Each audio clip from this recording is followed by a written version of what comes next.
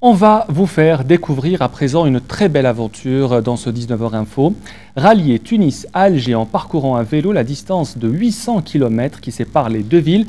C'est le pari qu'ont réussi à relever 3 amis cyclistes, 2 Tunisiens et un Algérien. Une initiative qui s'inscrit dans le cadre de la promotion du cyclotourisme comme l'expérience culturelle inédite. Mahdi Aït Mahdi.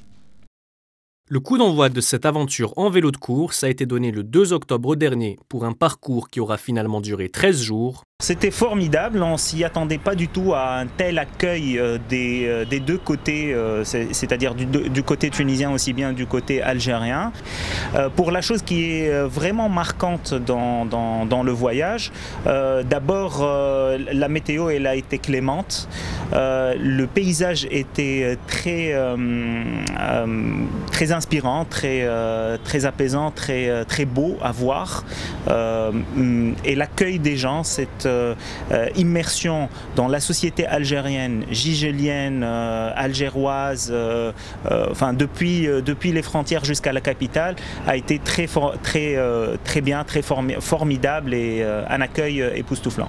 De la Casbah de Tunis à la Casbah d'Alger, les 3 cyclistes auront au total parcouru plus de 800 km, leur objectif étant de promouvoir le tourisme à vélo, une pratique assez méconnue à travers le Maghreb. L'événement se veut une action qui relie les deux peuples, le peuple tunisien et le peuple algérien.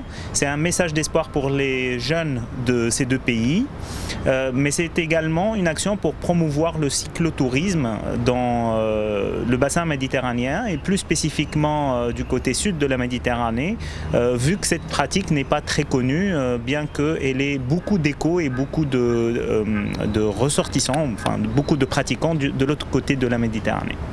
Plus spécifiquement le cyclotourisme parce que ça permet une lenteur dans le sens où c'est très agréable de voyager à vélo, de se connecter aux populations locales, de parler avec les gens, de partager des moments de vie au quotidien qui sont très appréciables.